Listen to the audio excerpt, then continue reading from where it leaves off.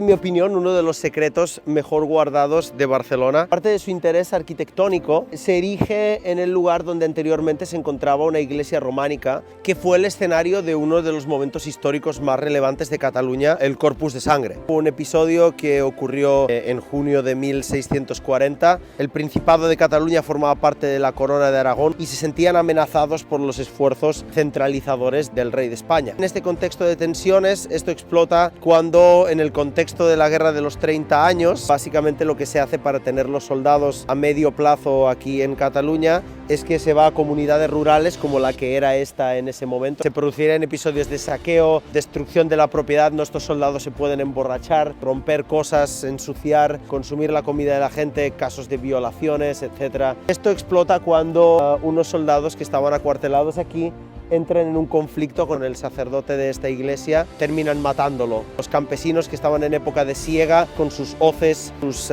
guadañas, empiezan a matar a los soldados castellanos y hacen una marcha hacia Barcelona con las cabezas de los soldados pidiéndole explicaciones al virrey. Esto es el inicio de una guerra, la guerra de los segadores, como se conoce aquí en Cataluña, que se extendería durante casi 20 años. Esperamos que os haya interesado esta historia y que nos acompañéis la próxima vez para más secretos de Barcelona. Hasta la próxima.